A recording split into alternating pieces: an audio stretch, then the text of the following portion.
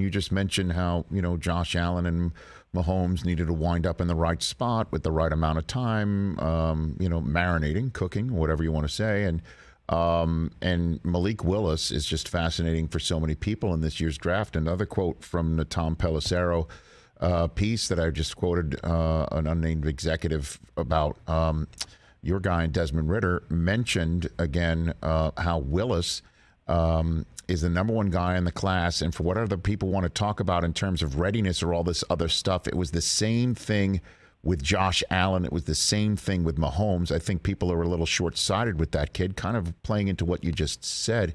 What did work for Josh Allen to now that he's clearly an MVP favorite coming into this year, and it's just so dynamite. His rocket ship is now in a different universe. What about that you saw and are seeing now might be translatable for those waiting for the draft 6 days from now? Jordan. Yeah, I think it's a combination of what they have and what they need, right? So anybody who's listening to this, whatever you do for a living, and if you're a stay-at-home parent and you're listening to this, put yourself in that situation. My wife is a stay-at-home mom, so this would be the same case. What do you have and what do you need? Okay? So like from a resource standpoint, here's what Josh Allen at that point in his career had. One, he had an internal belief that he was special and different, and whatever word you want to use for it. Mm-hmm. Okay. Now he knew he wasn't there yet, and he knew, he was throwing every day with Sam Darnold, and Sam threw it better. Sam was more polished. Sam had played big-time college football, right? Sam was a big recruit. So at that time, during draft training, 5 years ago, Josh got to see the gap, right? But he had an internal belief that when he got all those resources, that he would be there. So one, he had a belief. Two, he had a bunch of talent, right? He can run fast, he can jump high, he can throw it a mile. Right? I didn't teach Josh Allen how to throw it hard, right? So he had, and also Josh is a guy that if you explain it to, as soon as he understands it, it's now he owns the information, right? Some guys you got to continue to remind him over and over again, that teach him that new thing, and you got to hit it a bunch of times. Josh is incredibly inquisitive. He understands it. And he picks things up really quickly. So I could keep going on that. So he had a list of things that he had, okay? And then he needed resources. He needed to be put in a position where he could, like, proper base and movement and how you use the ground. He needed to learn that, and then he needed a bunch of reps at it, and then he needed a place that would draft him that would continue down that path, which is what Ken Dorsey, the quarterback coach at the time, now the OC, Brian Dable, then OC, now head coach of the Giants, right? That the people around him helped facilitate that. And so he needed these additional resources from a mechanic standpoint, from how to learn it, from a system, and then talent. I mean, his rookie year, you know who his number one receiver was in Buffalo? Here's a trivia question for you. Kelvin Benjamin. So he needed resources, okay? And so I just think it starts with Brandon Beane and Terry and Kimpagula, but they said, you know what, we're all in on what he has, and then we're all in on putting these resources around him, the correct ones. And so what should have happened in 6 or 7 years happened in 3.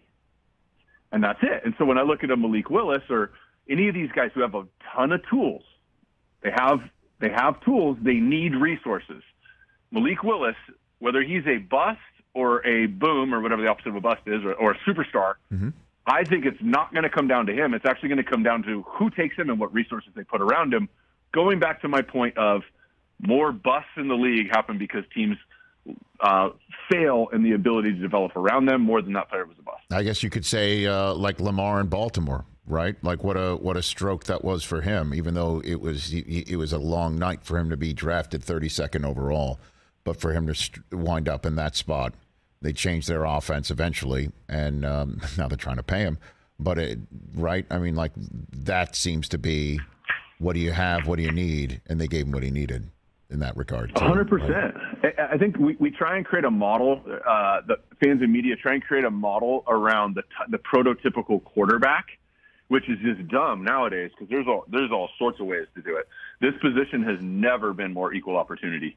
We got 5'10" guys getting drafted, Heisman and Breeze and Russell. We got lefties. We've had 2 quarterbacks from North Dakota State taken in the top 3 picks in the last 6 years.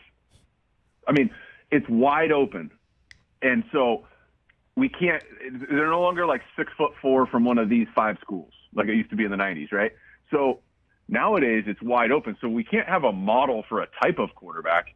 The model is, how do we take a quarterback, what he has, and are we as an organization in a position to immediately give this guy each resource, identify what the resource is, and whether that's what we do here at this place or not, we put those resources around him. I think Lamar Jackson is a perfect example of an organization who said, here's what this guy has, here's what this guy needs, and boom, every single person from the quarterback coach to the offensive coordinator to getting Mark Andrews, who played in a spread system with a runaround quarterbacks, to like every single piece, they're still Baltimore and they still get after the quarterback and they still do all that stuff.